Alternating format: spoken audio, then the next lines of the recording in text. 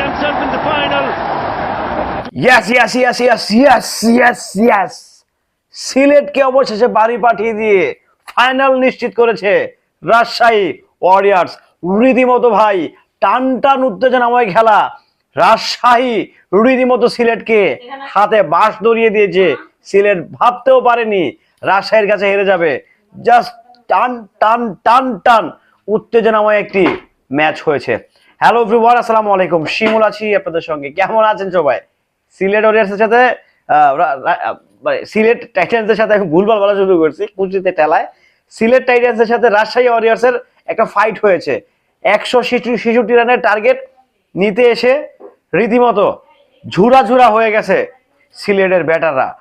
আর বিশেষ করে আমাদের বিশ্ববিখ্যাত ব্যাট প্লাস হচ্ছে বলার allrounder, the one and only আমাদের মিথুন যুবরাজের ছোট ভাই, আমাদের মিরাজ ভাই 13 বলে 9 রান করে আজকেও বিশাল ডাব্বা মেরে গেছে। আমার কথা হচ্ছে যে সেদিকে যেতে চাই না, সেলিব্রেট করি ভাই। এই যে একটা উত্তেজনাময় ম্যাচ হলো, আমি বিশ্বাস করেন ভাই, সিলেট মানে রাজশাহী যে 165 রান করে 166 টার্গেট দিবে সেটা আসলে স্বপ্নেও ভাবা ছিল না। কারণ 5 উইকেটের মাথায় অলরেডি কতগুলো উইকেট পড়ে, 5টা উইকেট পড়ে গেছে। 90 রান মনে হয় তখন রাজশাহীর। সেই জায়গা থেকে পিড়েতে রান টার্গেট লইছে 165। তার মানে এখানে ডেফিনেটলি এখানে হচ্ছে সিলেটের বাজে একটা বোলিং আছে, ফিল্ডিং এর কারণ আছে। অ্যান্ড সিলেটের সেই 165 রানের টার্গেট চেস করতে গিয়ে রীতিমতো মানে প্রথম থেকেই অন দা ফায়ার ছিল সিলেট। রাজশাহী টার্গেট অ্যাচিভ করতে গিয়ে অন দা ফায়ারে ছিল, বাট কোনো কারণে তাদের উইকেট, আমার কাছে মনে হচ্ছে বাংলাদেশ খেলতেছে এখানে। উইকেট পড়া ধরছে, গণহারে উইকেট গেছে। উইকেট যখন গেছে গণহারে চলে গেছে উইকেট।